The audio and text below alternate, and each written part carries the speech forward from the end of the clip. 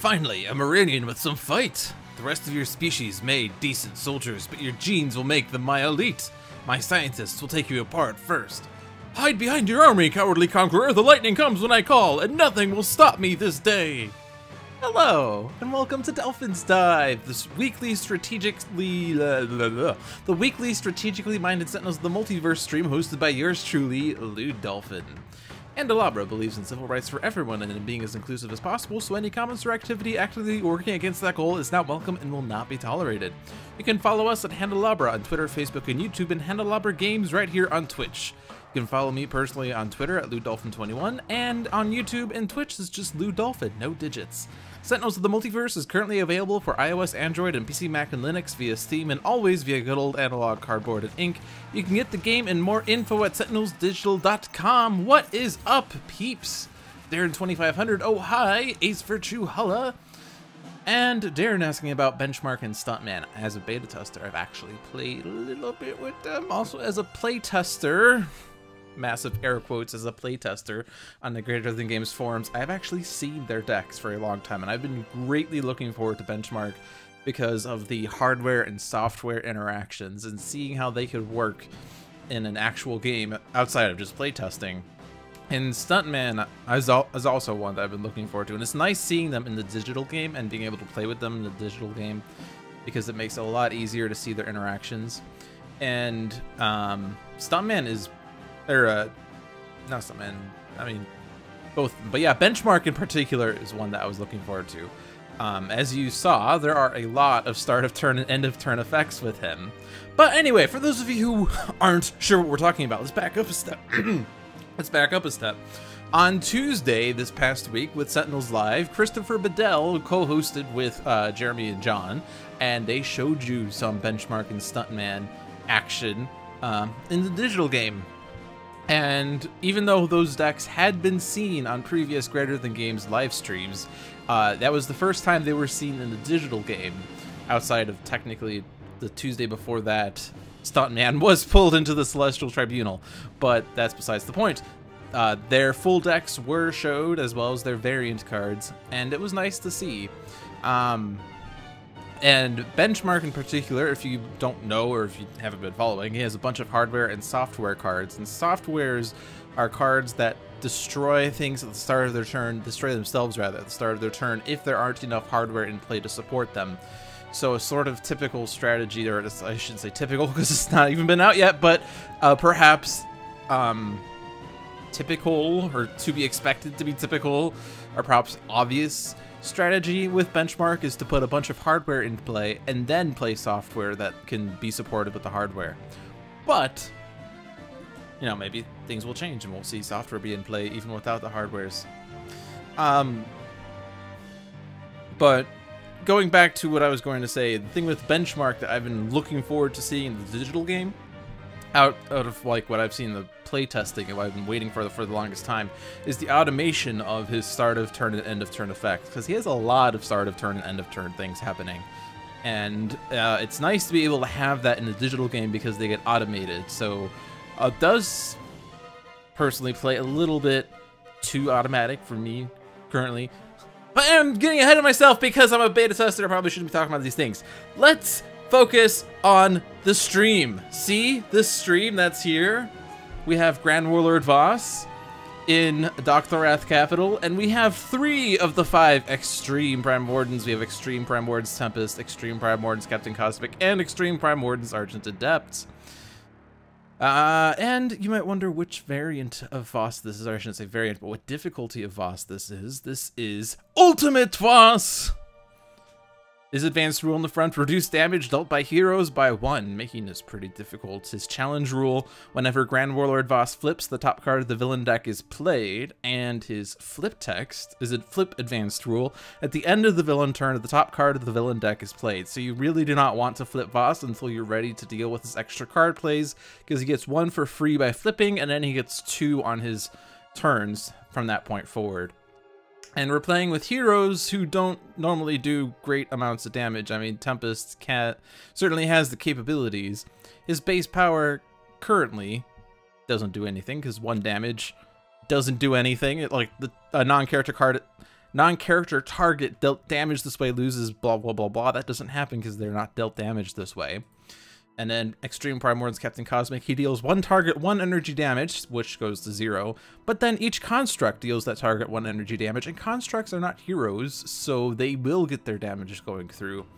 And then Extreme Primord's Argent Adept, he deals one target other than himself 2 sonic damage. If a hero is dealt damage this way, they play a card and use a power, which is actually decent because it's now only 1 sonic damage to a hero in exchange for a card play and a power. So we do lose some powers on this current side because of the damage reduction by the advanced rule, but we do have some interesting things that can happen with the constructs and with Argent Adept's power.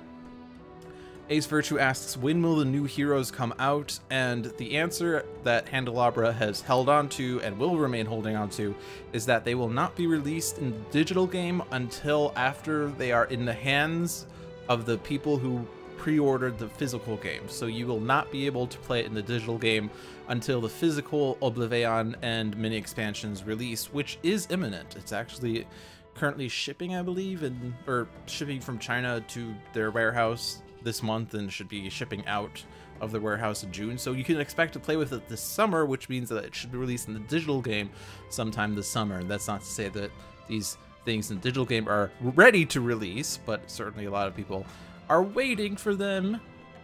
But who wants to wait for those games when we have lots of heroes and villains and environments already at our arsenal, and this wonderful match that has been postponed for like 10 minutes because we've gotten sidetracked talking about Benchmark and Stuntman and Tuesday's stream and the awesomeness of things in them. We have the Banshee, the Psyweaver, the Guard, so even more damage reduction, and the Conqueror, which is actually pretty bad because we can't really we can't really deal with him. Which player is considered to have the most ongoing cards in play? Well, I usually just defect to whoever has the highest HP. I'm gonna throw this on Argent Adept. This damages all, so there's no choice here. And then the Conqueror damages all for 3, and this is going to be really painful, and this probably is going to be a short match, considering that we don't really have the means of dealing with these things. The Lightning Slash does 5 lightning damage, reduced by 2, so it will still take out one of these things, except for the Conqueror. And there's a lot of reason to want to take out any of these things. The Guard would let me hit other things for more, but the Psyweaver will probably stay out. But we do have 2 constructs in Captain Cosmic's hand, and we can probably get Argent Adept to hit Cosmic, play a construct, and use his power. So I should take out the Guard first, so that the constructs can actually do things. And the base power currently useless, unfortunately. So there's no point in even trying to use it. Cleansing Downpour is at least an alternate power that will be very useful in keeping our HPs up with that Conqueror out there. The Autonomous Blade. First time that target deals damage each turn, this card deals 1 target 2 energy damage. Tempting to put this on Captain Cosmic, but he's not going to be dealing damage with his base power. Constructs will be, so we probably want to get the Autonomous Blade on the Energy Bracer. Since this doesn't specify heroes or hero targets, it says hero targets. Yeah, so we want the Energy Bracer first. And so we don't want this on Cosmic, because if I put this on Cosmic, then Argent Adept can't affect Cosmic. And if I put this on Tempest, then Argent Adept can't get Tempest to play cards and use power. So Argent Adept's probably the best play there. Actually, I hope that this works even if Captain Cosmic can't deal the damage. Otherwise, the whole part of this plan goes away. I think it will, though. We should be able to hit the Psyweaver. Yep, there we go. Hey, Hankroyd! We were busy blabbing about Stuntman and Benchmark for a little bit. Put Autonomous Blade on Argent Adept, so every time he uses his power, it'll go off. That's a good thought. But I'm gonna put it on the Construct, because the Construct should deal damage whenever Captain Cosmic uses his power. Any case, we do have a sadistic dissonant, and actually, the funny thing about sadistic dissonant is that it shows the TCF Conqueror on it, so I think we figured out how we're going to deal with the TCF Conqueror, and the answer is sadistic dissonant, but I don't want to play it right now, because at the start of the villain turn, destroy one hero ongoing card, and we don't want to destroy, we don't have any other ongoing cards. If I play sadistic dissonant, the Conqueror will laugh at my attempt at destroying him and will destroy the dissonant for me. So I want to be able to get a means to use this sadistic dissonance, which requires me to activate the perform text of a harmony, which means I need to get either the harp or the lyra.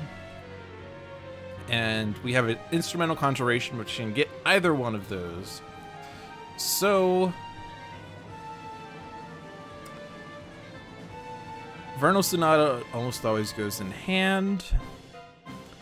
The problem with playing the instrumental conjuration, though, well, I guess I should play it, so it doesn't really matter which of these next two choices I make. The more important question is what goes in the trash, and I think I want to keep the Electritus of Dominant. So put a counterpoint on top, Electritus on the bottom, counterpoint Bulwark in the trash, and play the instrumental conjuration. Search my deck for something that can activate a harmony, let's say the harp. And we draw a Polyphoric Flare. And now we can damage Captain Cosmic. He plays Autonomous Blade, which can be played on a construct. So the Autonomous Blade is now next to the Energy Bracer, and I can now take out the Psyweaver by pointing 2 points of damage at it. We'll start with the Autonomous Blade just so there's less. Choices have to be made, and then the Autonomous Blade goes off, and I could target the minion with this, but it's actually really risky to do this because the environment could take out that minion too. I think, despite how I wanted to utilize this damage, I think I want to make sure I don't take out the Banshee right now. So my main concern is that if we flip Voss right now, we're not really set up and prepared to deal with a Voss unleashing lots of mayhem. I want to spend a few more rounds getting set up, so I'm not going to hit the Banshee with this hit. And maybe I'll be able to get things set up so I can take out the Conqueror without sacrificing my harp. Genebound Ravagers.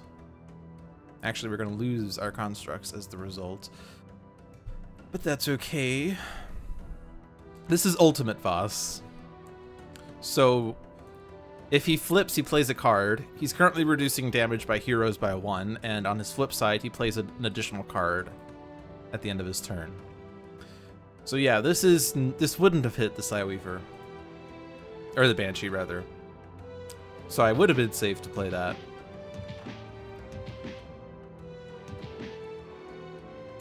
But now the Conqueror is going to destroy lots of things. Quark Drive Translocator. Ooh. And that's a dangerous card. Let's put this on Argent Adept because he has damage reduction. And let's target Argent Adept first because he will have damage reduction, but only for this little bit of time.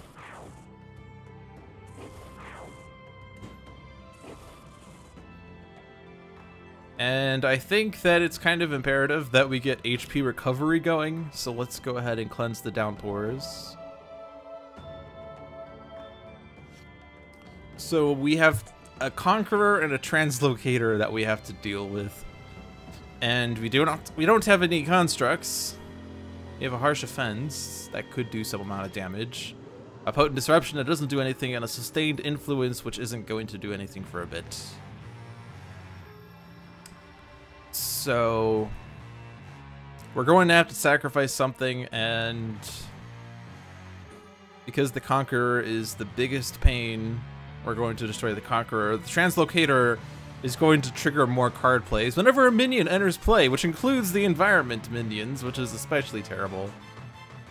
So I guess I'm going to try to wail on the Translocator. 4 damage turns into 3. Base power doesn't do anything. And then Argent Adept sacrifices his heart to take out the Conqueror. Living out the card art.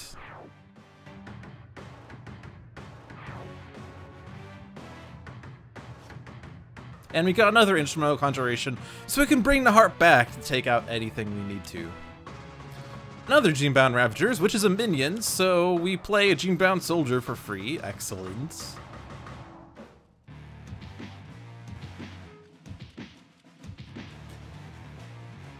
At least the Genebound Ravagers are accidentally targeting the Quark Drive Translocator. So that's good. They're hitting the thing that brought out more minions. We have the Genebound Psyweaver, which triggers another card play, such as a forced deployment. Well, this is probably going to be a fast game. Let's target Tempest, because he can get reduction.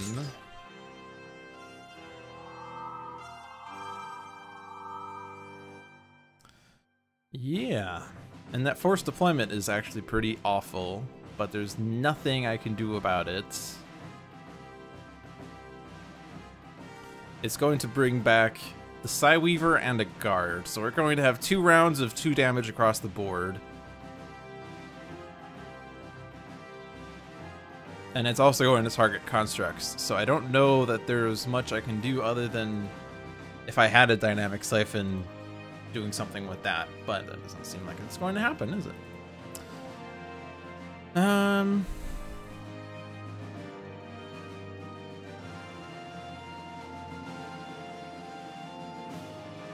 We do have those Ravagers that we have to deal with.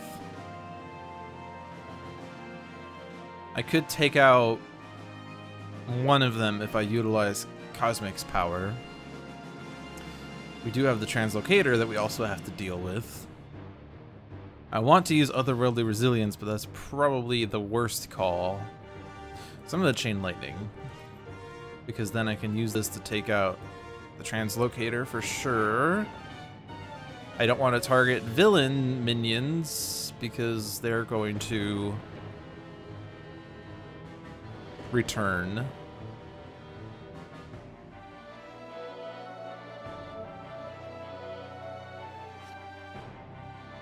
Ooh, localized hurricane. Yes, let's bring extra damage to Tempest. Wounding buffer is not going to trigger too often, but I could try to use it. Let's not put this on Captain Cosmic.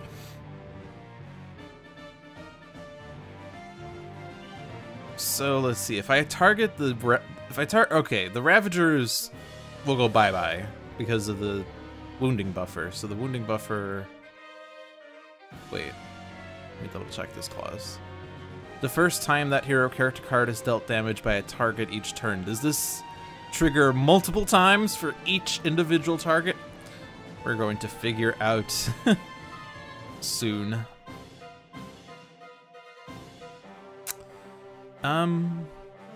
Let's Arcane Cadence. I want to conjure an instrument, but we don't need to right now.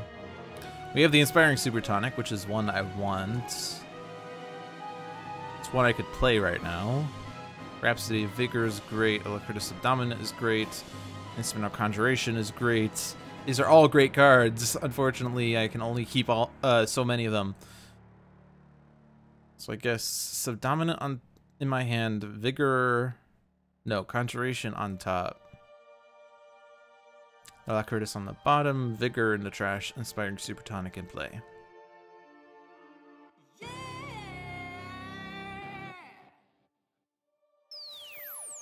I could use this on Tempest, I guess, to play card.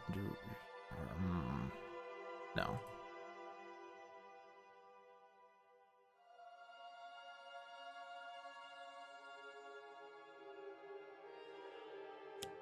Get this out there. Now, who wants it? That's the question. Because currently the constructs are the ones that are the main damage dealers. If I put this on Cosmic, he could do 2 damage in exchange for his constructs doing things. If I put this on Tempest, he could use it instead of a Cleansing Downpour. If I put this on Argent Adept, it's not as effective. Let's put this on Tempest, I guess, because we could perhaps maybe someday couple that with things. Yeah, let's hit the Psyweaver with this, because especially once the guard comes out, I will get the wounding buffer to take out the first Psyweaver, minimizing the spread of damage at least. Rathian Military. Well, that's going to take out the Psyweaver, which is unfortunate, actually. So that takes out that Ravagers. That takes out that Ravagers. And then, yeah, there's nothing I can do here.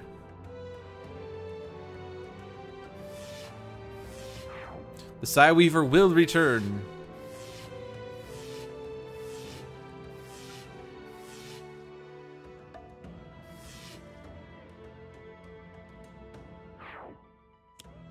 And now we get the Psyweaver. Surprise!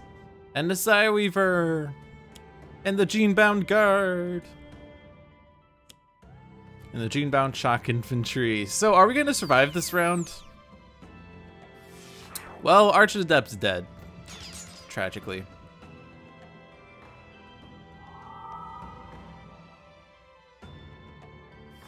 So, we're already down one hero.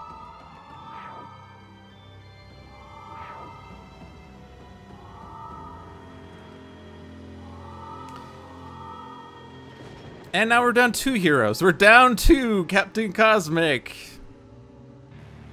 Until the start of your turn, increase all lightning damage by 2. 1 environment target deals each target 1 lightning damage, or destroy up to 2 environment cards. And Captain Cosmic has no constructs, and Argent Adept's incaps up to 2 hero targets deal 1 target 1 sonic damage each. 1 hero may use a power, destroy an ongoing card. I don't think we're winning this game because we can't get Argent Adept, or not Argent Adept, we can't get Captain Cosmic to regain HP. So he's basically going to perish, no matter what. Tragically. And we can't even get him to do a thing. Yeah. So guys, viewer's choice, am I right? Yeah, because I can destroy the Rathian Military, which will stop Captain Cosmic from dying on the environment turn until another damage dealer comes out. I can have the environment target deal each target 1 lightning damage, which will take out the soldier, except never mind, they have reduction. Increase all lightning damage by 2, which is not effective, because this is only energy damage. This is sonic damage. Use a power to destroy an ongoing card. That's... yeah, there's nothing helpful here. I'm just... alright. There's no path to victory here. No path to victory.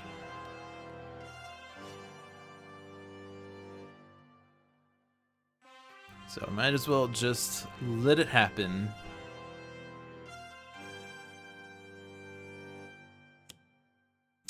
Hero targets are immune to damage dealt by civilian cards. And the Torque Drive Translocator. Alright. So Hankroyd, who said 10 minutes ago, easy game to start. Well, not really. And that was why I played this match, was because it's one that could have been very difficult, and it was very difficult. You know, these games that I tend to cherry pick, I sometimes say they're difficult matches only for them to be super easy. This time it actually was difficult, and I had no chance of victory at one point. Maybe things could have been better planned out, but we just kind of got unlucky with the Quark Drive Translocator, the TCF Conqueror, the minions on the environment turn, triggering the Quark Drive Translocator, the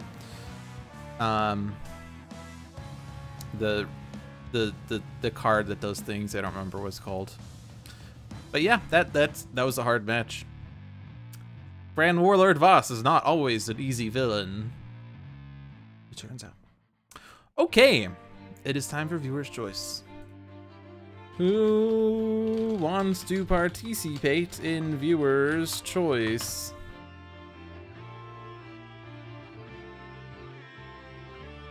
Excellent. We have some names. Where's my notepad? There's my notepad. Seamus Butler is in. Hankroyd is in. Ace Virtue is in. I'll give it at least another minute. But for those of you who are watching and are unfamiliar with Viewer's Choice, you get to choose the game that I play next.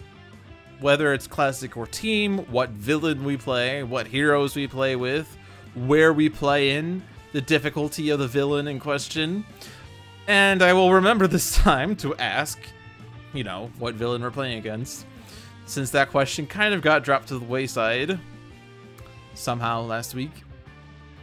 But everything is fair game, except we obviously do not have Benchmark or Stuntman.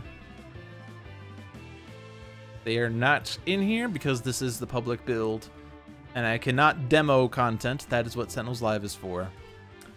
M29G Gamer is in.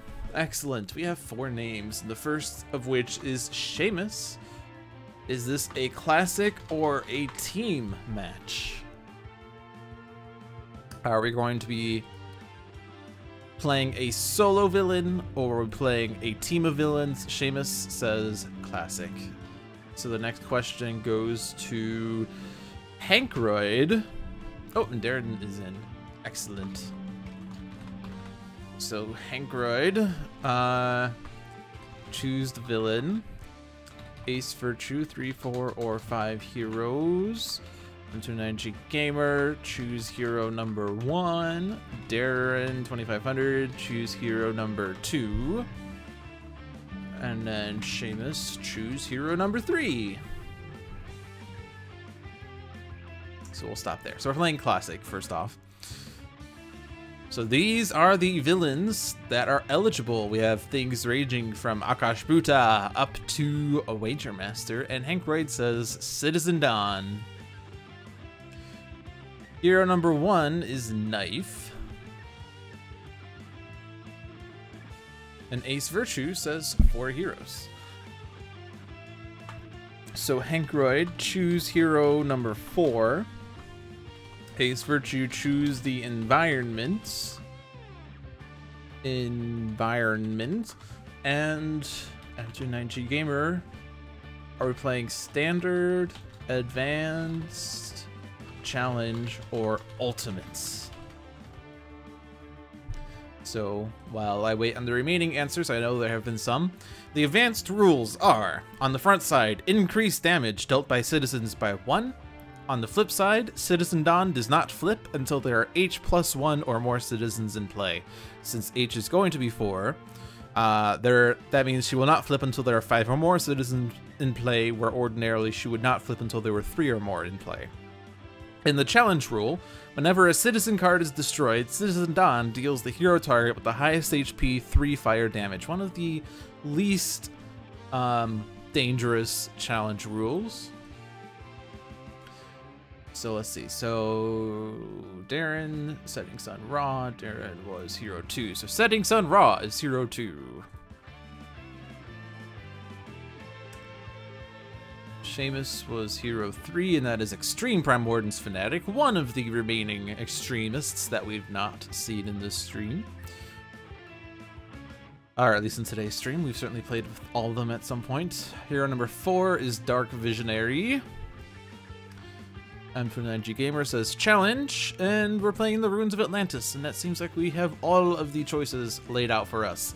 We are playing against Challenge Citizen Dawn versus KNYFE, Setting Sun Ra, Extreme Primordion's Fanatic, and Dark Visionary in the Ruins of Atlantis. For those of you at home, I've been very neglecting at posting this on Reddit. I'm not sure actually the popularity there of this, especially with the weekly one-shots, but for those of you who watch this video, you can certainly at least take part in this challenge yourself. Take part in this challenge game, or this is a challenge game, but take part in this Viewer's Choice game and see how awful it is. The world belongs to the citizens of the sun. Welcome! It's fair time for you to stand down, thank you kindly. Again, with whatever accent I can't do, it's Scottish, right? I forgot to read out what cards the heroes had last time, I believe. Or did I? I don't remember. We're playing challenge, so whenever we destroy a citizen, she deals the hero with the highest 3 fire. KNYFE is starting with battlefield experience, flawless execution, infiltrates and obfuscate, and primed punch. Setting Sun Ra is starting with Fire Blast, Flame Barrier, Summon Staff, and Staff of Ra. Extreme Primordial's Fanatic has an Absolution, 2 Sanctifying Strikes, and an Undaunted. Dark Visionary has Brain Burn, Mass Levitation, Mental Divergence, and Precognition. So lots of capabilities here. I like the Brain Burn. It will let us take out citizens and put them away from the trash. First citizen is Citizen Spring. Then Citizen Sweat, who will destroy ongoing cards. Citizen Anvil with damage reduction. And Channel the Eclipse, which is going to make Dawn start the game by hitting herself, but will trigger an extra card play on the next round. Oh hey JZC, you wish Twitch would start treating notifications on as more than a gentle suggestion. Yeah, it is actually a little annoying trying to get Twitch to give the notifications rightly. I always do emails for the channels that I care about. Sometimes Twitch decides, you know, you haven't actually been watching this streamer's videos, so I think that we're gonna turn off this thing for you. But then you're like, oh, I don't want that. Yeah.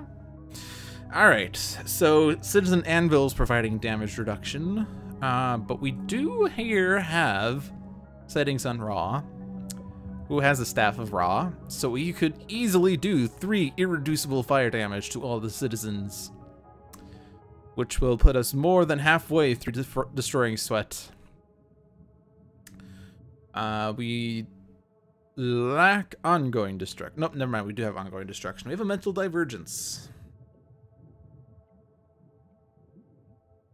which means that we would have to play a Mental Divergence and then not use the base power, which means we're not going to be controlling Dawn's next card play. But if I left the Channel of the Eclipse out, I wouldn't be controlling all the card plays anyway. So let's just get rid of the Eclipse straight away. So with that said, let's see if we can take out Sweat and or Anvil. Base powers... Yeah, currently doing 1 damage. Battlefield experience will do 1 and 1. Card gets destroyed, she can draw a card and play a card. So though that effect would take out Sweat, and then I would be able to draw and play other things. Flawless Execution wouldn't do it. Infiltrate and Obfuscate. That can be handy, considering there will almost always be a villain target with the 2nd highest HP. We can redirect the Kraken's damage, although that would usually be targeting a citizen. We can most likely just redirect the mystical defenses, and then Primed Punch, which doesn't have an immediate effect, but could do a lot of damage at the start of our next turn. So I think the battlefield experience play is best. Put us most of the way to, or all of the way to destroying Sweat. And then I can draw a card and play a card. So Wrecking Uppercut would do 3 damage and discard the top card of the villain deck. Normally a dangerous thing against Dawn, but we do have a Brain Burn for when we need it. In fact, we could couple the Brain Burn with, like, wiping the board of citizens, and therefore have 0 citizens in the trash. It will make Dark Visionary rather weak, but that's okay. It's fine. Actually, oh, that's not the same effect. Okay.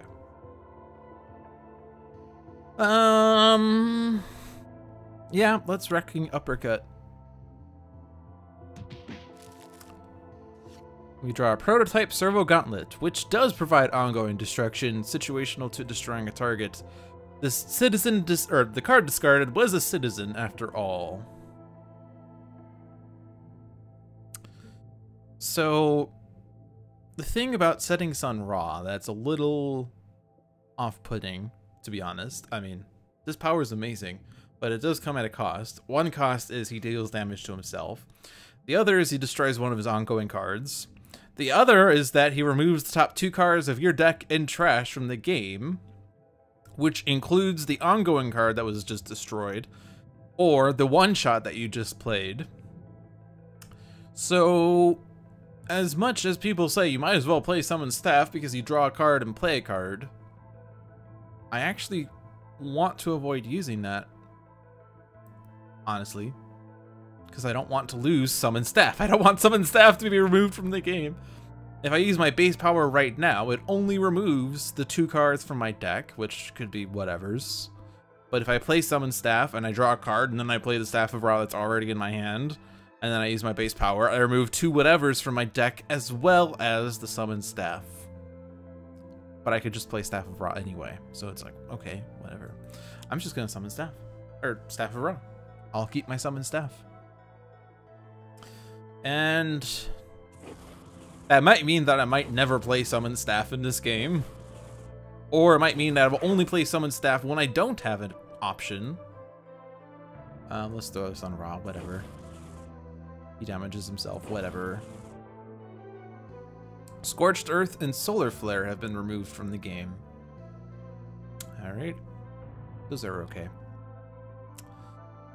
Well, if I want to take out Anvil, I have to do it with Fanatic because Visionary's entire turn is used up. And doing 1 point of damage isn't going to do it because that gets reduced to 0 anyway, but Absolution would do it. So I'm going to do that.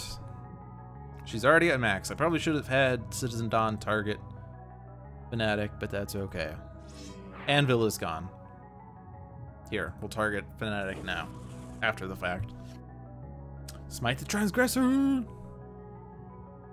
Alright, so now let's get rid of the Eclipse.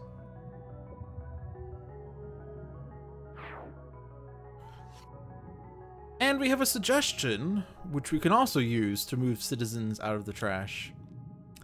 Unfortunately, Leaking Room, which means we cannot play cards. Also, unfortunately, Citizen Tears. So, discards. Some of these cards are great. One of these cards are going to be removed from the game. So probably Living Conflagration can be removed from the game. I don't need 2 Sanctifying Strikes. I can't play either anyway. Mass Levitation is a boring card. Alright, well. We do have to be a little careful. There are 3 citizens in the trash. If I take out Tears and the environment plays the Kraken, which is a 3 out of 14 chance, the Kraken takes out Citizen Spring, there will be 5 citizens in the trash. Citizen Dawn flips. I generally err on the side of caution when terrible things can happen. Some people might say you might as well just take out Citizen Tears because the chances of Kraken coming out are slim. But, you know, if I use Ra's base power and I do 3 damage across the board, and then the mystical defenses come out, is actually a 5 out of 14 chance that something terrible happens. Actually, with the Hallway Collapse, it's a 7 out of 14 chance that something terrible happens. So a 50% chance, if I use Ra's base power, a 50% chance that Citizen Dawn flips. So I don't think we're using Ra's base power. You might just have him skip, or you could destroy the staff. But then if I destroy the staff, it could be removed from the game. Right. So I don't really want to destroy a Citizen. I could take Citizen Tears down to 2 just in case the Mystical Defenses does come out. In fact, I do want it to be lowest so that the Kraken would target Tears. So that's probably what I want to have happen.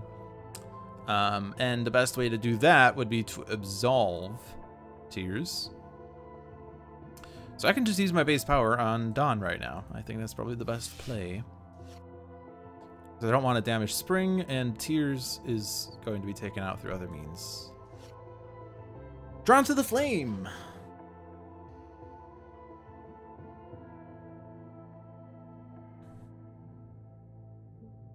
Alright.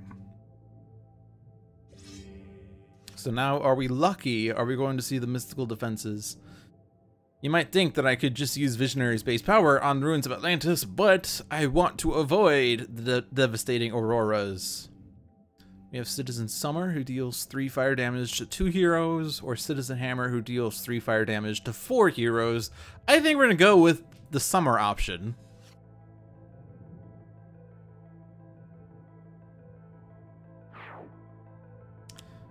And a hallway collapse comes out. So there, we did not get to see a Kraken come out. Or not the Kraken. We did not get to get a flipped Dawn. So all the people who would have just used Ra's base power, who would have used Ra's base power without thinking, are now having to deal with a flipped Dawn. Hey, Handelabra Games is now live. Let's throw this on Fanatic. So there are now 4 citizens in the trash. If I destroy one, Dawn will flip, but we do have a brain burn and a suggestion. And we can certainly even suggest a Channel the Eclipse, because this card is interesting in that it immediately has a terrible effect for the villain. And we have several means of being able to destroy it now. We have a prototype servo gauntlet, which we can use to take out something. So I can spend this turn suggesting a Channel the Eclipse and moving a citizen elsewhere. This will let me take out Citizen Summer. Although I will be in the same situation as last time, where if a Kraken comes out or Mystical Defenses comes out, yeah. So I probably don't want to do that. Say Fanatic and Ra. Yeah, we want Visionary to not take damage. We could probably just go ahead and tank this 3 damage twice thing. So we're going to suggest the Channel the Eclipse. So I want the prototype servo gauntlet out in advance so that I can destroy a target with it when needed. I'm going to avoid targeting the citizens, despite what I was saying about it being safe to do so.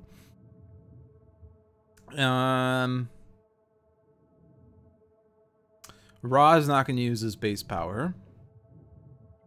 He also doesn't really want to draw to the flame. I mean, I guess he could.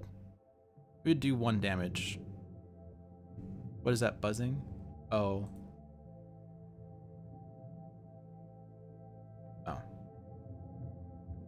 Oh. So you might be hearing my dad's lawnmower right outside the window. That might be what the buzzing is. I'm trying to see if it was playing when I wasn't saying anything, but it seems to only appear when I'm talking. So if you're hearing a buzzing sound occasionally, it's because he's right outside my window. I'm actually on the sub-basement thing. It's not a basement, it's a sink-in, which means that the grass is like literally right there, right outside my wall. So if he's cutting right there, he's like right there. So that's why. Let's see, I could draw to the flame. That will give me a power that's not my base power. It will do 1 damage to Dawn. It will do 1 damage to other things. It won't take out the other things unless another hallway collapse comes out. That would be a little bit dangerous, but that is a very unlikely thing. It's a 1 out of 13.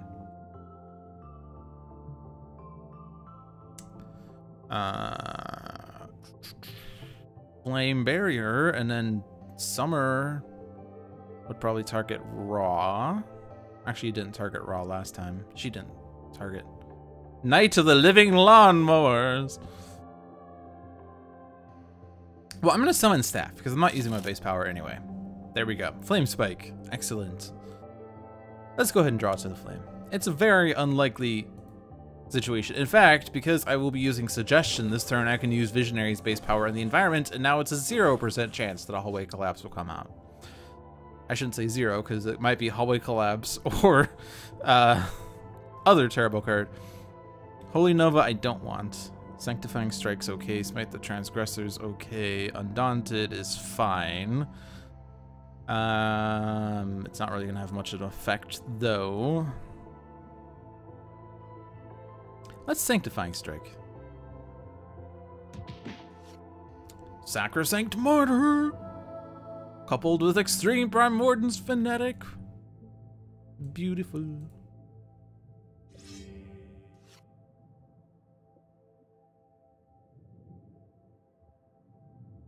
Actually, let me take that back, because I just got Sacrosanct Martyr.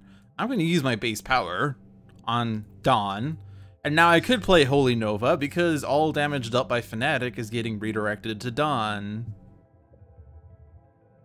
Alright, so now let's suggest Channel the Eclipse and some other citizen that doesn't really matter too much.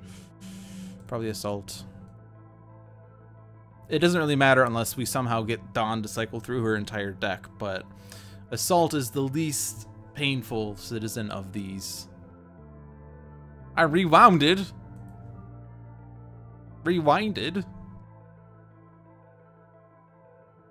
Now let's control Ruins of Atlantis. We have Mystical Defenses and we have Phosphorescent Chamber. Interesting. Phosphorescent Chamber is tempting, especially if I am going to play Holy Nova, because this will make each hero target regain 2 HP, but it will come at the cost of having to discard a card each round for it. Can I live with that? Also, Spring's going to regain 2 to everyone, if that matters. It might not. I'm gonna go with the Phosphorescent Chamber. It seems like it's going to be amusing. So, at the end of the environment turn, each player must discard a card. Overdo it's probably not gonna happen. I have a Staff of Ra in play. I'm gonna discard this one. I don't generally chuck my staves. I don't know why. I generally prefer to hold on to my stuff. Although there are reasons to destroy the staff, such as to play another staff.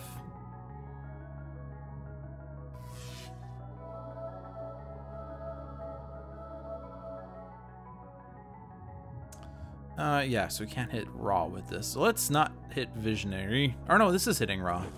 Okay. Alright, so now Prototype Servo Gauntlet will take out Spring, which will destroy Channel the Eclipse. So I could do whatever else I want.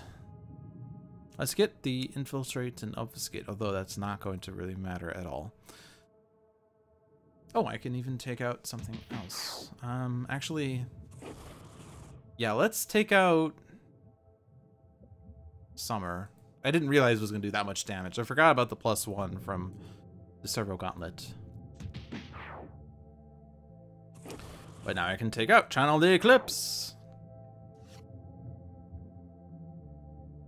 And then Raw.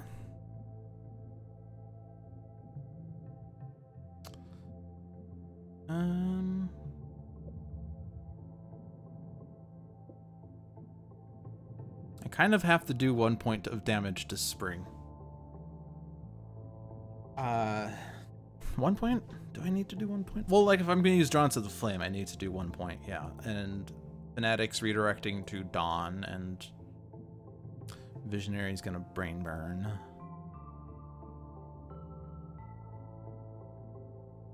So I'm going to go ahead and Inferno.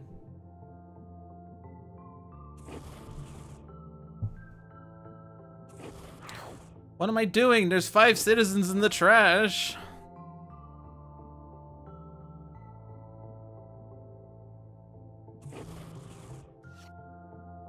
We draw another staff.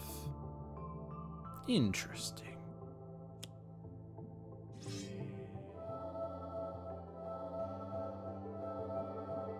Lots of HPs. Let's keep redirecting damage to Citizen Dawn so that I could probably Sacrosanct Martyr next round. End of days. Alright, Brain Burn. Trash is now empty. Top of Citizen Dawn's deck, Blinding Blast, and Luminous Leadership. We can probably just put Luminous Leadership out there. And as much fun as the Phosphorescent Chamber was, I don't think we can sustain the discards for it. So I'm going to go ahead and discard one more. This is a fun thing, but I'm going to get rid of it. Scorched Earth is fun, but we're not keeping too many environment cards in play. Undaunted doesn't seem like it's going to do much. I don't need the decoy projection. Ah, the leaking room. Okay.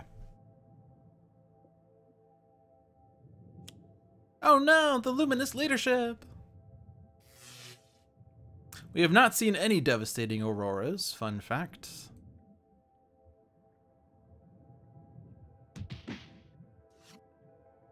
And we have the focusing conduit blade. The energy increasing effect of KNYFE.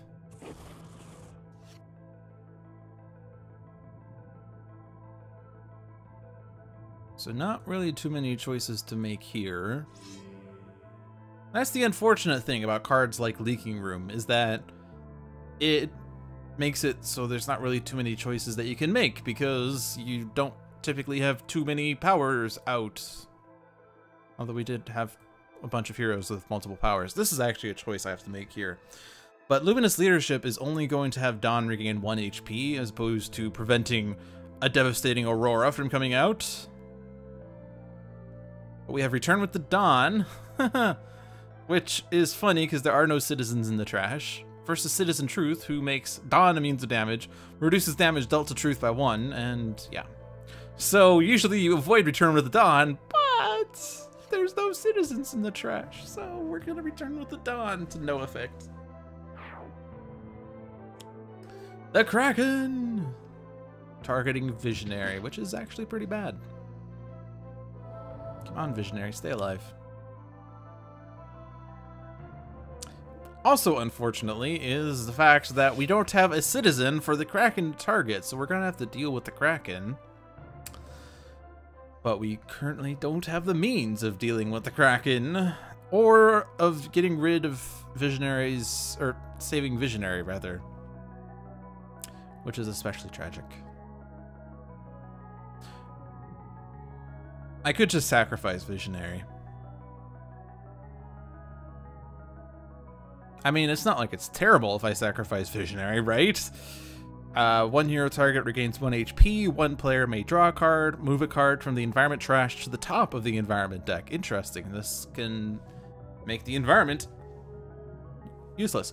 But we might actually be able to deal with Dawn in the next round. I mean, 50 HP is a lot, but we have very well set up heroes right now. Ra has 2 villain ongoing cards in play, so this is an even greater effect. And Fanatic is redirecting all damage to... Oh, we have a Holy Nova. Never mind. Visionary surviving. False alarm. Everything's fine. I'm going to put the Focusing Conduit Blade out there. So that next round, I could play Battlefield Experience to do 6 damage to Dawn, and then draw a card and play a card.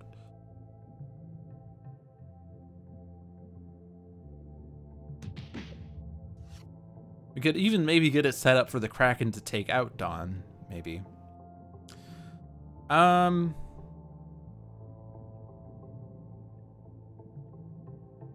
actually, let's go ahead and Flame Spike.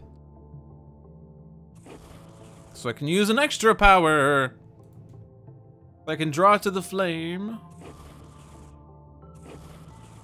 And then I can Blaze of Glory, which destroys Drawn to the Flame, but we already used it. Also removes Imbued Fire. What? Imbued Fire! And other things, but we draw an Imbued Fire anyway, so it's fine. We have an Imbued Fire. And I can save Visionary if I play this.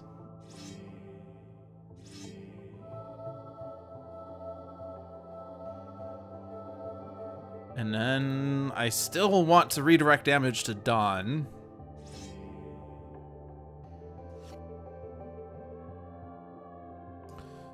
And then Visionary. Let's control the environment. We have Hallway Collapse, Pillars of Hercules, Phosphorescent Chamber. Phosphorescent Chamber actually kills Visionary. In fact, Visionary is dead again. Hallway Collapse kills Visionary. Phosphorescent Chamber increases damage dealt to Visionary, so Kraken will take her out. Or the Pillars of Hercules in which players may play an additional card, use an additional power, and draw an additional card on their turns. At the start of every turn, play the top card of the villain deck. At the start of their turn, a player may skip the rest of their turn to destroy this card, which is going to give Dawn, like, too many opportunities at playing 2 copies of Devastating Aurora. So we're not going to do that option. We're sacking Visionary and Phosphorescent Chamber. Honestly, yeah, we're set out for it. We can deal with it. Pillars of Hercules on the dead bottom. And control Dawn. Battery and Dare. Let's go with Battery.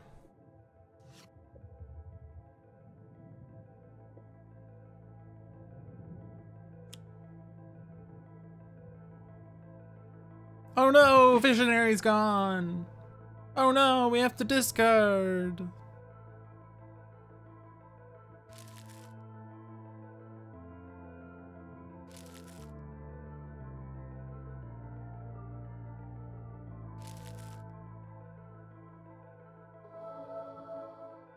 Oh no, it's Battery.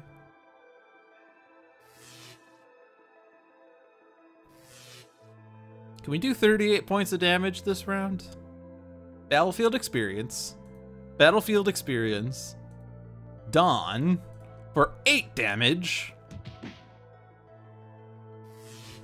Destroys Battlefield Experience. She draws Amplify Combatant, plays Energy Burn for 5 damage, followed by 4 damage. She's down to 21. Can I do 21 points of damage this round?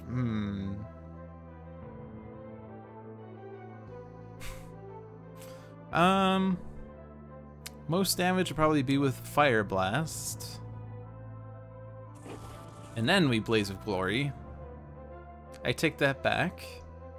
I'm gonna Staff of Ra. I don't normally destroy Staff of Ra, but when I'm going down in a Blaze of Glory, hey-o, might as well do it. That's 1 extra point of damage to Dawn. And then, you know, Cybersynced Martyr's fun, because I could do 6 damage to Dawn. If I smite the Transgressor, I do 3 damage then, 2 damage, 4 damage. Yeah, this is better. I was trying to get a Sacrosanct Martyr going, but I found better cards to play at each step of the journey. And this match is now over.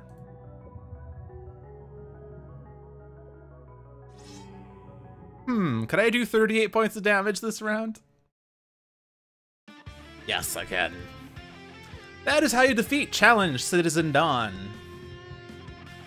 And we are 1 hour into this stream. That was pretty epic. Oh, nice.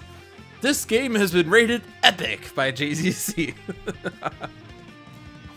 But yeah, it's nice to have all those damage boosters acting and all those extra effects of card destructions, triggering card draws and card plays. Which, by the way, if you like playing KNYFE, because you can play an ongoing card that when it's destroyed, you can draw a card and play a card, you should probably play Stuntman, considering that he has lots of cards that, when they destroy themselves, Stuntman gets to do a bajillion things. Which is really fun about Stuntman. But anyway. The DPSers got angry because the token evil teammate died. Yes, Technomagus. Alright. We are on game 3 of the evening, which is the random game. I have played Stuntman because I am a beta tester, and I've seen Stuntman before because I am a Greater Than Games playtester. I say both of these things in quotes because I don't really do much of either, although I do beta test more because it's a little easier for me. But playtesting requires me... I basically only just look at files and then I produce no feedback. I'm a terrible playtester. Anyway, it's the random game. So let me put this over here. The random game. Is this going to be classic or team? It's going to be classic. Alright, so we're staying classic. I'm hitting the random button once. We get Heroic Infinitor versus Setting Sun Ra, Best of Times Chrono-Ranger, Termi-Nation Bunker, and Dark Watch Mr. Fixer in the mobile defense platform. Fun. Is this... We don't have... Oh, we do have challenge, right. We do have challenge. That was new. Or I guess it's not new, but he didn't originally have challenge. We are playing Ultimate. All right, cool. Ultimate Heroic Infinitor. Mainstay does something with all of his cards if destroyed. Stuntman has some toys which don't always do anything on destruction. Fair enough. And I tend to err on the side of trying to avoid revealing things that have not been seen on the digital game, but I guess the Void Guard has been seen on a Greater Than Game stream. So yes, Mainstay is great at things happening. Alright, but Ultimate Heroic Infinitor. So advanced, increased damage dealt to Infinitor by 1. If he flips, which is actually very likely, manifestations are indestructible. And his challenge rule, which changes on which side, at the start of the villain turn, the top card of Infinitor's deck is revealed. If it is a manifestation, it is put into play. If not, it is shuffled back into Infinitor's deck, and each manifestation in play is restored to its maximum HP. Which means it's going to be very difficult to get the manifestations out. Normally, you try to get them at 1 or fewer HP before Infinitor's turn so that he could hit him with his melee damage and take him out. But if he reveals a non-manifestation, then that 1 HP thing goes away. They're put at max HP. If it is a manifestation, sure, everything's at 1 HP, but then there's one extra manifestation that's still at 4. So it's a little annoying still. But we have settings on Raw, and we're playing against Heroic Infinitor. Reduce damage dealt to manifestations by 1, but we have deal each non-hero target 2 irreducible fire damage. So we have that going for us, which is nice. Alright, Ultimate Heroic Infinitor versus settings on Raw, Best of Times Chrono-Ranger, Termi-Nation Bunker, and Darkwatch Mr. Fixer in mobile defense platform.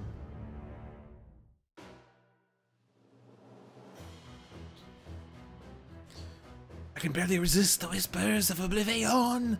You must help me, heroes. I may go out in a blaze of glory, but your evil shall be consumed by purifying fire. This is apparently my raw voice, so I'm gonna keep voicing this game in this voice. Settings on Raw is starting with Excavation, Flesh of the Sun God, and 2 Staves of Raw. Okay, I can't keep doing that. Best of Times Chrono-Ranger has a displaced armory, Jim's hat, terrible tech strike, and the whole gang. Termi-Nation Bunker has auxiliary power source, grenade launcher, maintenance unit in recharge mode. And Darkwatch Mr. Fixer has alternating Tiger Claw, Grease Monkey Fist, Meditation, and Salvage Yard. We are starting with the Lambent Reaper, Ocular Swarm, the best Heroic Infinitor card, and another Lambent Reaper, and Regalis Intellion. And his card play, or he reveals a one-shot, which restores things, and then he plays Insanity, which reveals a manifestation. So we play a card, which is a one-shot, which reveals things. We get an Ocular Swarm, a Twisted Miscreation, and because we did reveal one, then things happened. All right, so the good news is he's done playing cards. Bad news is Lambent Reaper.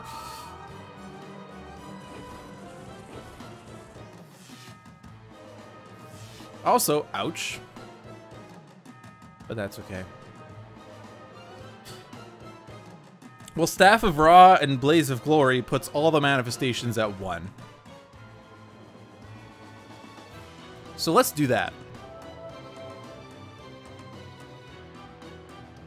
We could just easily keep all the manifestations at 1 HP in hopes that Infinitor at first reveals the manifestation so they don't get restored, and then he plays like a Whispers of Oblivion, which will damage all the manifestations, takes out the ones that are already at 1 or fewer, and then something else.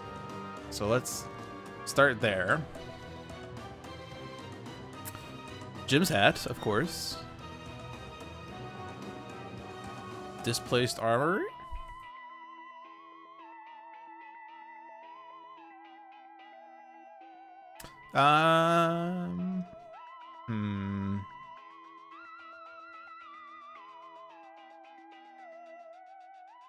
Well, the issue here, the whole gang, when that target leaves play, you may destroy a target with 4 or fewer HP, then destroy this card.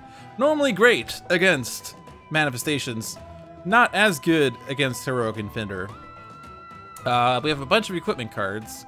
Compounded Bow, which isn't going to do anything right now. Danny Boy, which is not going to do anything right now.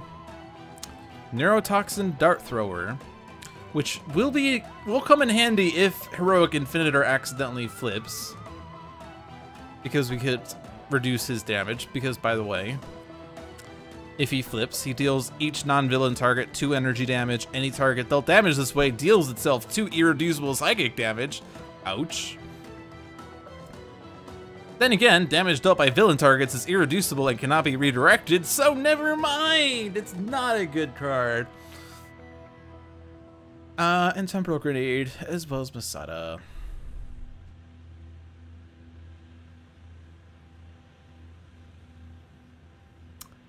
Honestly, I don't really have good options here. I feel like there aren't really good options here.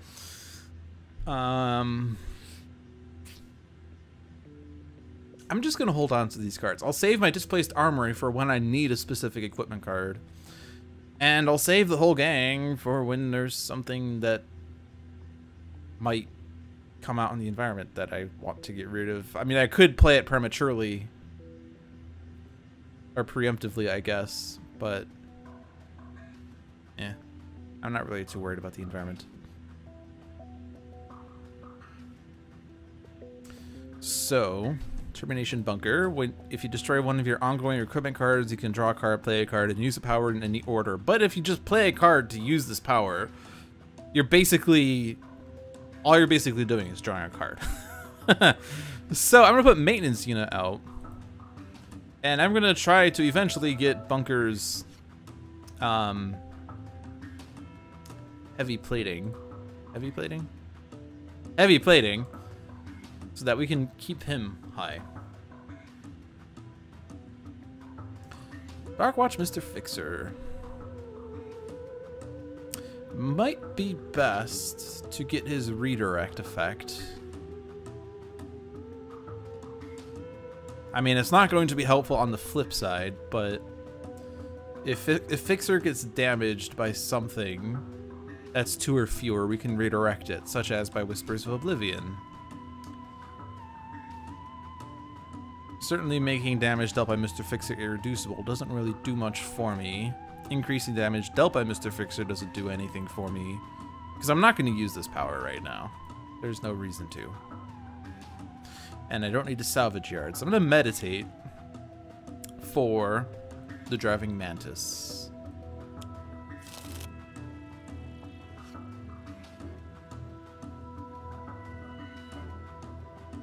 Environment plays Shield Generator. Reduce damage dealt to environment targets by 1. Manifestation is revealed. And he plays an Ocular Swarm. Alright, so he didn't do the Whispers of Oblivion that I wanted him to, but we can take out a Lambent Reaper. I'm going to take out the one that's a higher HP. Because... reasons. Doesn't really matter. Getting restored to 4 HP doesn't matter if you're at -1 or at 1.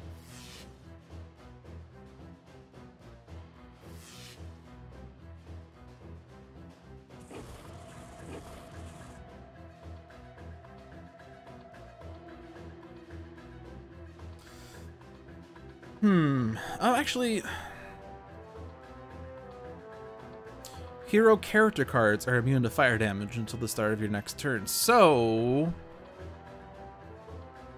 I mean, I could use Blaze of Glory, or I could play Flesh of the Sun God and make hero character cards immune to fire damage, making the Recalcitrant Hellions not do anything. That's a thought. This will spare us 6 damage, at least. The side effect, though, is that if he does then play Whispers of Oblivion, then I can't win the game. So do I want to win the game faster or not? But if he reveals the top card of his deck, which is a manifestation, yeah, it's not likely that we'll in the game anyway, is it?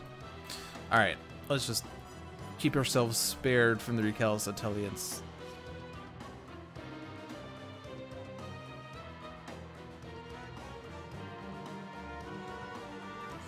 I mean, I could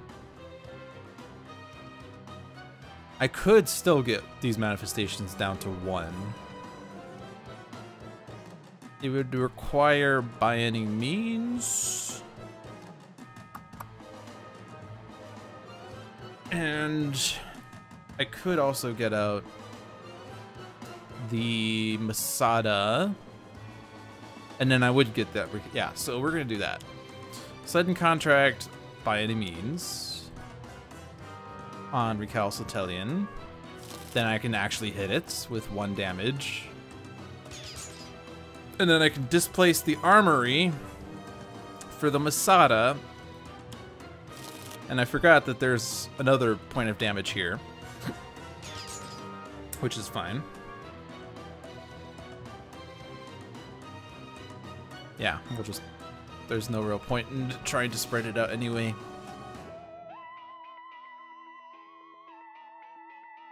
Alrighty.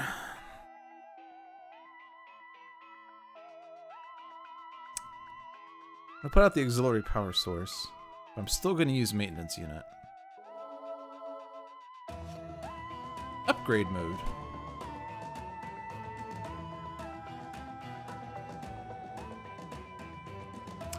Still don't want to do anything with Fixer here. I mean, could put Ocular Storm down to 1 if I alter a Tiger Claw, but then I lose Driving Mantis. I'm going to put out Tire Iron, just so I have a tool in case I get the Harmony, which I didn't. Battalion Gunner. Ooh, that's targeting Infinitor. I don't like that.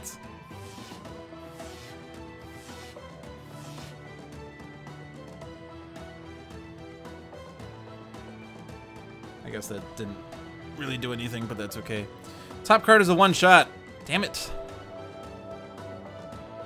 There goes my best laid plans. And there's Whispers of Oblivion after all. No! You weren't supposed to do that.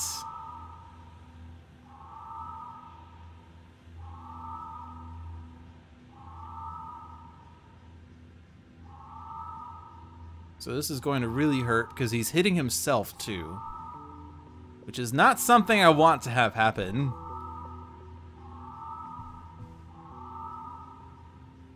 I can redirect this blow. I can at least take out the Recalcitrant, although we're currently immune to fire damage, so that doesn't really do much, but I can at least take out the Recalcitrant. Or maybe get lucky and he plays another Whispers. I'll just do this for safety.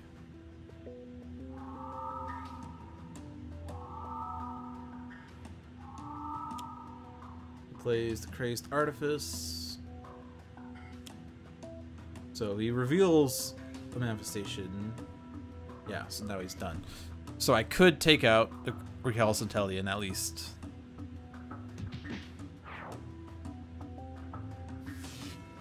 And then Lambent Reaper takes him to town. Ouch. Alright, so he's most likely flipping. So we're gonna get to see flipped Heroic Infinitor.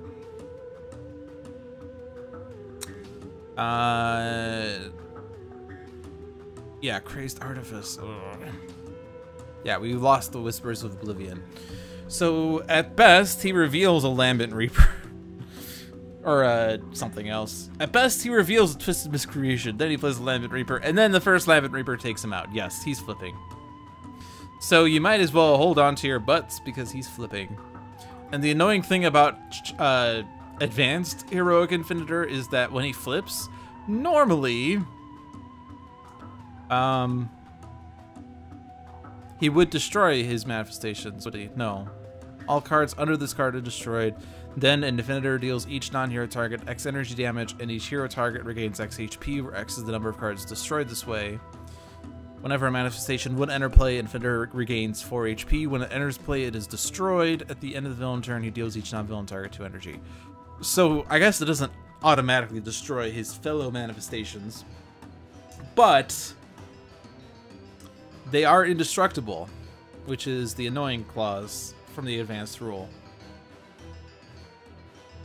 So not only do we have to deal with flipped heroic Infinitor, we have to deal with manifestations whose damage is irreducible and cannot be redirected.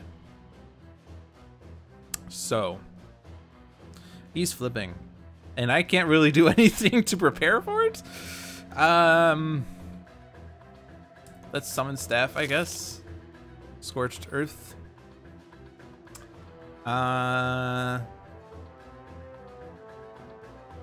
This deals each non-hero target X fire. That would take out the Battalion Gunner. I don't know that that's worth playing, though. Really? There's a chance I could have him take out a majority of his minions before he flips. I don't think there is.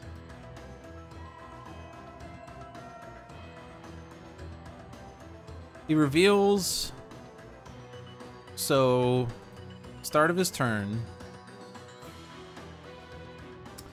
The top card of the deck is revealed. If it is a manifestation, put it into play. If not, shuffle it back into Infinitor's deck. So he could reveal a Twisted Miscreation or a Lambent Reaper, in which case these manifestations stay at their HP. Then he plays a card, which is either Crazed Artifice or the manifestation. So so he's getting one manifestation out for sure, but that we already knew that. Then he deals one manifestation to melee, which could take one out as long as he didn't accidentally reveal Crazed Artifice at his start of turn. Then Lambent Reaper takes out Infinitor. So yeah, he can't take out much more than just one. I can certainly at least set up for that, though. And I certainly don't want the Battalion Gunner to take out Infinitor then. At the very least, I want Infinitor to flip after his end of turn. So we skip his end of turn text for now. So yeah, I want to take out the Battalion Gunner at least. So Scorched Earth will do that. And we'll also take out, or we'll at least set up for one manifestation to be taken out. In fact, I could set up for the Lambent Reaper to be taken out. So actually, no, I lied. I could spare Infinitor from flipping. There's a chance. He just can't reveal a one-shot at the start of his turn.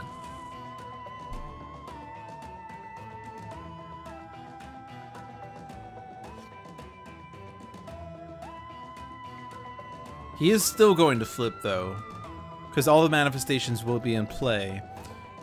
Yeah, so there's no way we can stop him from doing that thing. I don't need to play any of these cards.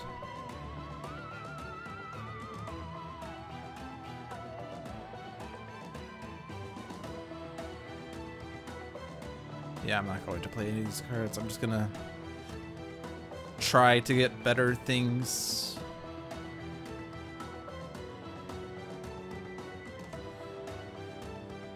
You may use an additional power. Now the problem is I can't reduce damage because damage dealt by villain targets is going to be irreducible. So all these nice reduction effects aren't going to help.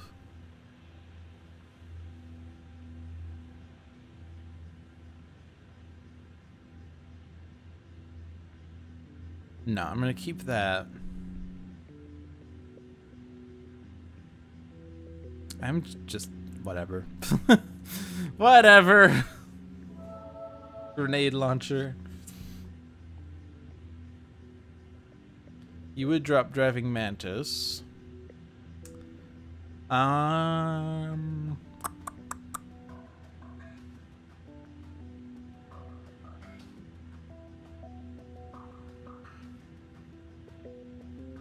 What I really want, actually, is for Mr. Fixer to get his his Jack Handle, because any target dealt damage this way deals itself 2 irreducible psychic damage. But wait, Mr. Fixer deals damage to all non-hero targets instead. And damage dealt by hero targets can still be redirected. I think that's technically not a redirect, though. So I'm going to keep the Driving Mantis because I want him to draw cards. Savage Yard does not get me the thing. Grease Gun also does not get me the thing. The Jack Handles are the bottom 2 cards of his deck. Yes, true story. Alright, he reveals a Manifestation, which is the Lambent Reaper. Oh yeah, he's flipping. Yeah, he's definitely flipping. Yeah. Because we were always going to get that Lambent Reaper. But we can take out the first one to at least postpone the inevitable. We are immune to fire.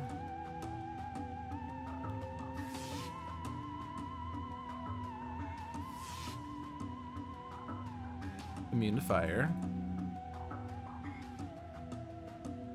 Oh no! Heroic Infinitor flipped!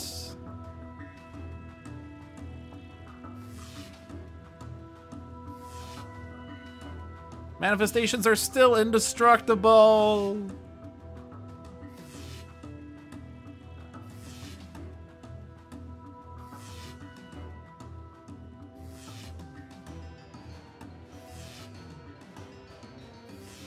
He's also targeting the propulsion systems!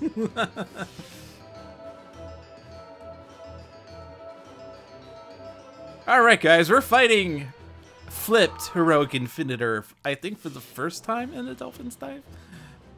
I think it's also, well, I have technically faced flipped Heroic Infinitor. One time, I played Advanced, and he flipped before the first hero turn. Because of the combinations of manifestations. He basically got a manifestation that targeted the highest, which was Infinitor. Then he got Lambent Reapers, which targeted Infinitor, who was the lowest. Hey, we're actually getting an Oblivion preview, because this is technically what Infinitor, I believe, views Oblivion as. I think if I recall from the letters page. This is Infinitor's belief of what Oblivion looks like, which is a little off, but also startlingly accurate. So it's just a little too green, and that smile is weird, and there's horns, so a little off. But yes, he's flipped. This is Nigel, right? Or is Nigel Captain Cosmic? No, that's Hugh. Yeah, this is what Nigel views Oblivion to be. And now we have to take out Infinitor before he takes us out. And we have these indestructible manifestations, 3 of which are Ocular Swarms. And these Recalcitrants and Lambent Reapers in the trash are going to come back into play because of things. The good news, however, is that whenever a manifestation would enter play, Infinitor gains 4 HP when it enters play, it is destroyed. So he is going to regain the 4. So yeah, we do have to figure out how to deal with his HP pool, his massive HP pool.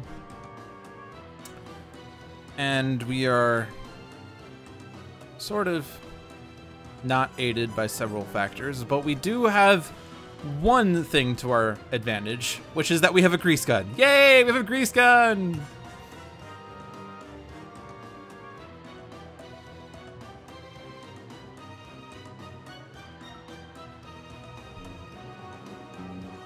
So the question is, do I want to hold off on that grease gun? Actually, I think I don't want him to act, because he's going to do 2 damage, and then he's going to have us... Oh, and then he's also targeting the propulsion systems! We're going to lose the game because of the propulsion systems! Is what I'm taking away from this. Also, Setting Sun Ra is also targeting the propulsion systems! Oh man, I can't use my base power. Because then Infinitor wins the game by crashing the mobile defense platform into the earth. Yeah, that's not a good plan. So I think Fire Blast is the play that makes sense, at least. But then what next? Make us immune to fire so that the recalcitrant Hellions don't damage us? Throw the staff so I can do 4 damage to Infinitor, or say screw it and take out the propulsion systems.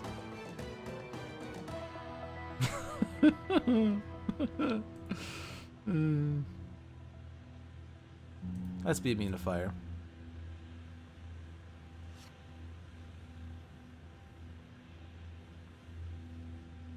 So let's eye on the prize. I normally hold on to this card, but I want to get by any means back. I got ultimate target. That's acceptable. Yeah, we'll put ultimate target on Infinitor. I get another card play.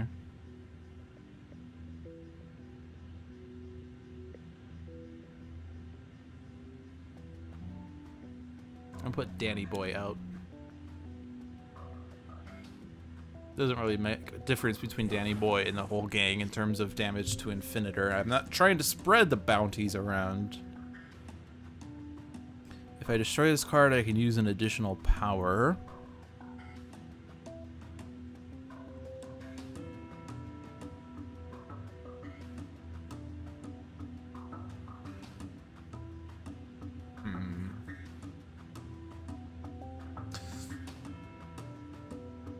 I could destroy it to use both maintenance unit and grenade launcher. But I would also like to be able to use the power on Modulize to destroy auxiliary power source, play a card, and still have 2 powers, but I can't have both. So I'm gonna go ahead and destroy it so I have another power. Then I'm gonna play auxiliary power source. And then I'm gonna grenade launcher. Which, fun fact, I can redirect still from Mr. Fixer. And that's it. Then I can maintenance unit. Weather the storm. Gatling gun. Mr. Fixer's certainly going to probably destroy something. Probably his stuff, because they're no longer as useful. Or the Driving Mantis at least still can be comboed with Grenade Launcher.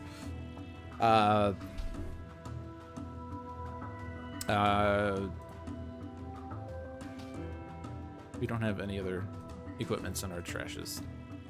Actually, we do have one equipment.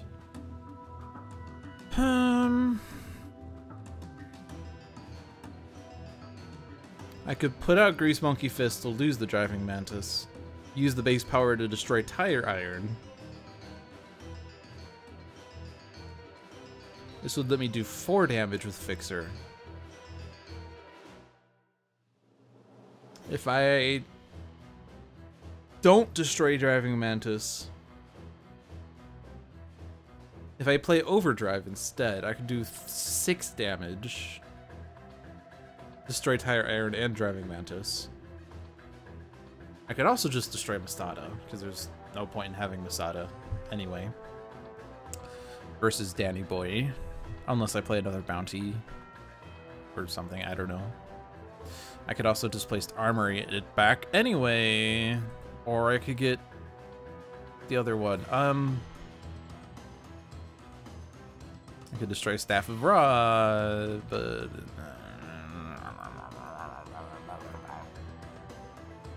we're overdriving. And we're gonna destroy Tire Iron at least. That's the easy decision. Then I'm going to do more damage. And then I have a choice here.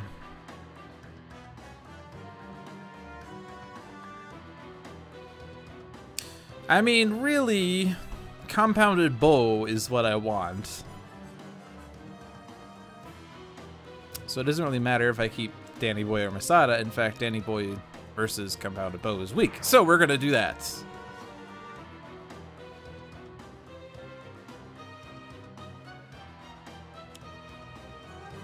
Did I just place the armory for Danny Boy? Am I just an idiot? I'm probably just an idiot, aren't I? I could have put Compounded Bow to play. Oh well, that was my strategery. Lampent Reaper. Okay. Then he does this. Which lets me use a power. Which lets me use this.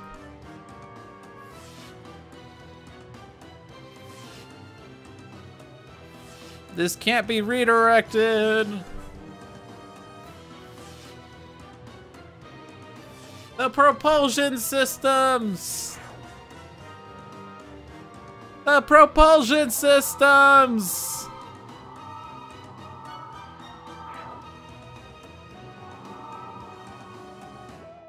Immune.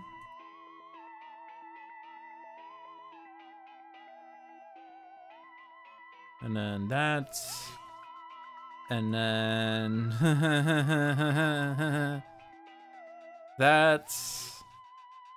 And then that.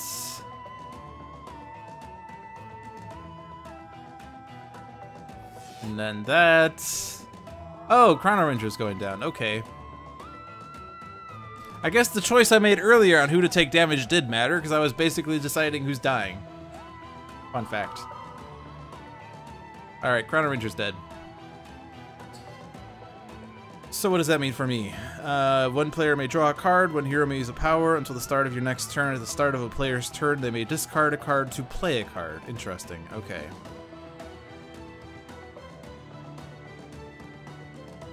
Lots of interesting things. We have to keep the propulsion systems in play. We also have no means of destroying the propulsion systems because Chrono-Ranger was our only source of environment destruction in this game. So we have to play Grease Monkey, or not Grease Monkey, we have to play Grease Gun. That's what this game has come down to, is Grease Gun. Oh joy.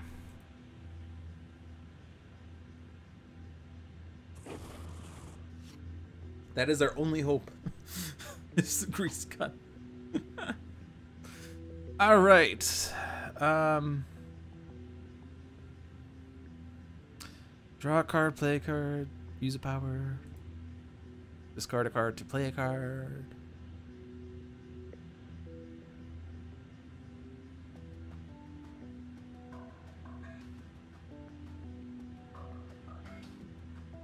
Well, actually, we can Grease Gun for 3 rounds, actually, if we use Chrono-Ranger's abilities. We can Grease Gun this round. Then,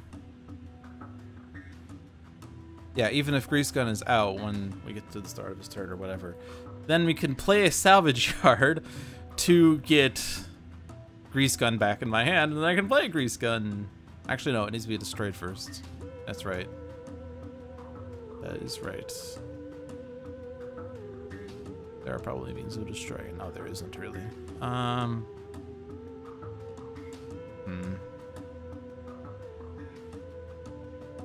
Yeah, that has to be ordered in the right order. It has to do Grease Gun first and then Chrono-Ranger's thing, which it should, but it also might not. That's my only hope, though. In any case, I'm going to do this power so I can get Gatling Gun into play for free. Recharge mode's not going to do me anything. Play the Gatling Gun. Destroy to use an additional power. Damage Infinitor. Decommissioned hardware for auxiliary power source. Destroy. So at this point, we're not going to need the maintenance unit anymore. Draw. Flat cannon, perfect. Play, flat cannon. Use flat cannon. And then my other power is grenade launcher. And I still have Draving Mantis.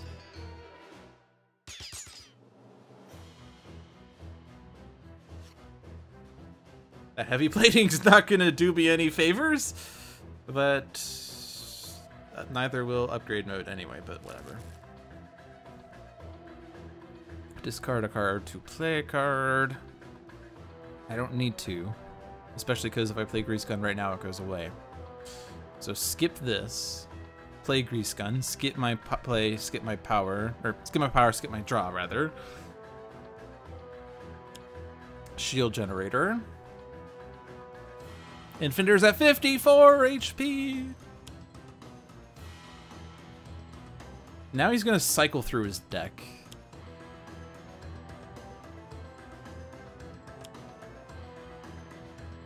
Because that was the last manifestation.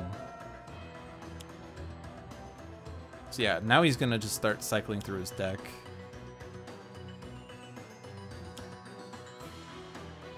Yeah, I need 50-some damage between the two heroes. Oh, nope, that's a manifestation. Okay, there we go. I need 62 damage across 3 rounds to make this work. Oh boy. If you ever wondered what it looks like when a villain has an entire deck in the game, this is what it looks like. This is what it looks like when an entire villain deck is in play. Or was in play. And he's just gonna keep cycling through those cards.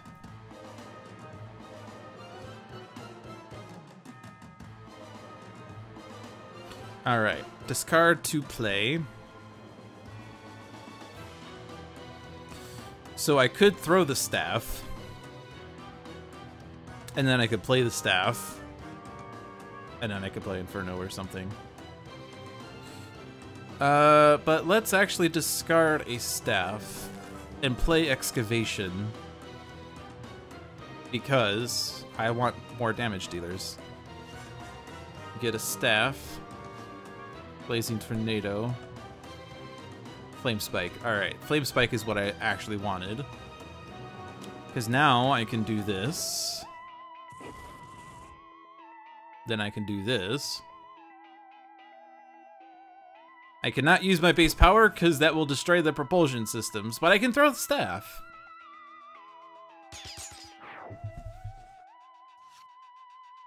Get Flame Barrier. Alright, and then start of a turn, discard a card to play a card. Except I don't have a card to play.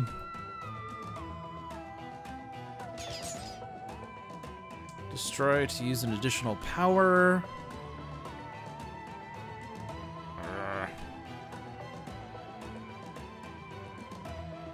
don't have enough cards. Yes. Don't play that. But still use Flat Cannon and Grenade Launcher.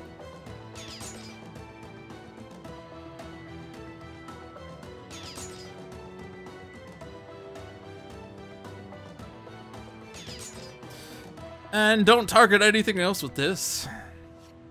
We draw turret mode. Actually, turret mode's great. Actually, yeah, turret mode is excellent. Yeah, see, it's starting with this. No, this is the wrong order. This is the wrong order. You're right, it did trigger before bunkers things. This is the wrong order. No, the game's over. Valiant effort.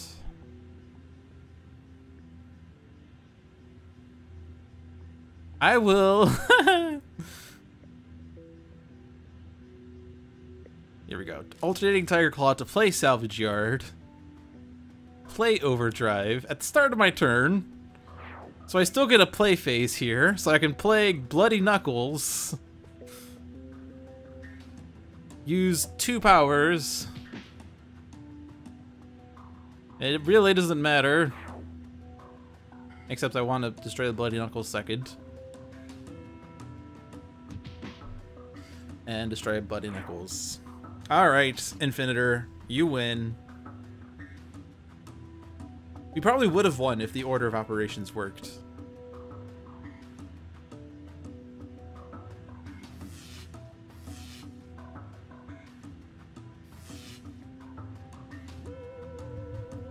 Unfortunately, it didn't work.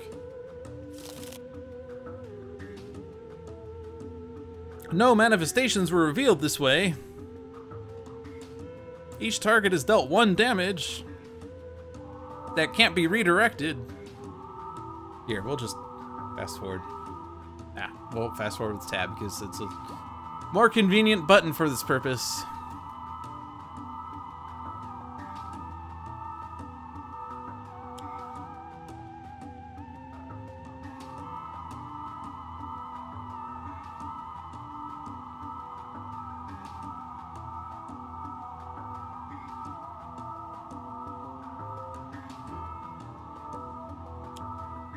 And then it's a one-shot, so it's going to deal each target thing. So let's target Infinitor. And then, because it's going to happen, the propulsion systems. This is what happens when you blow up the propulsion systems. Everyone dies! They actually hit the button. Everyone dies!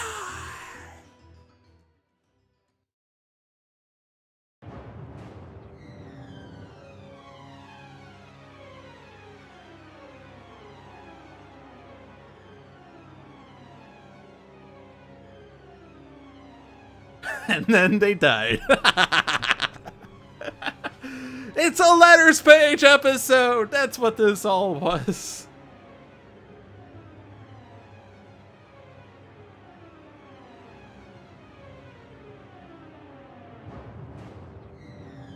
I actually like this. I don't think I've ever heard this. I don't think this is even... Is this on a soundtrack? I don't think it is. Unless I skipped it, which is also possible because I tend to only listen to the environment tracks. I find the villain and hero tracks... there aren't even hero tracks. I find the villain tracks too short for my liking. Oh, it is on the soundtrack. Okay, I lied. It is on the soundtrack. I like this effect. This is... Jean-Marc's absolutely brilliant, but I just love, like, the constant downwardness of the sounds. It is describing the downfall of the mobile defense platform. So that's great. I also like Chrono-Ranger's face here, even though it's a standard in-cap face, because he's basically seeing the ground come up, and he's like, no! And Mr. Fixer's like, wait, what's happening? Did we lose? And Raw is like, yes, we have lost. And Bunker's like, well, I'm just going to jump out of here or something. I don't know. This is not a Tales from the Archive. I'm not describing what's happening plot-wise with these 4 heroes. They just were on this platform and then it fell and no one really knows what happened to them. They just mysteriously vanished, never to be seen again until Dolphin's Dive number 51. Coming out in 2 weeks. Until then, I was your host, Lou Dolphin.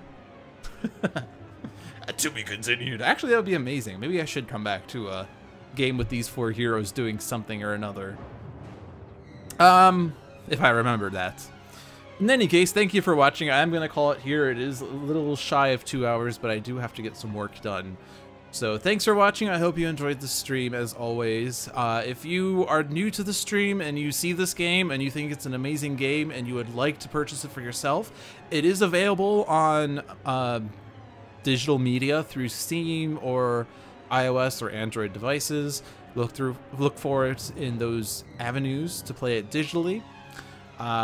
If you prefer the physical game, or if you prefer to play games physically, it is a card game primarily, a cooperative tabletop hero-themed card game primarily.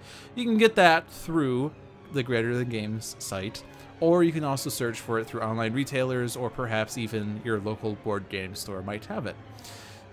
The last expansion, Oblivion, is soon to be released, and that is going to be an epic affair, so you probably want to get into this game if you haven't already. If you are currently in this game and you already own it, that is fantastic. If you own it already, or you don't own it already, that's fine, but you happened upon the stream and you're wondering what this is all about, we play this game on stream. We also play some other Handelabra games like One Deck Dungeon and Bottom of the Ninth. But I primarily do Sentinels of the Multiverse on this stream every Thursday night at 6, except that will be changing. In 2 weeks, that will be the last Thursday night stream for a while as I go into a summer schedule where my Thursday evenings are occupied with an evening class. I'll be moving to a Friday night. If you are able to watch at Friday night, be sure to let me know if you prefer 6 p.m. or 7 p.m. Eastern or some other time even.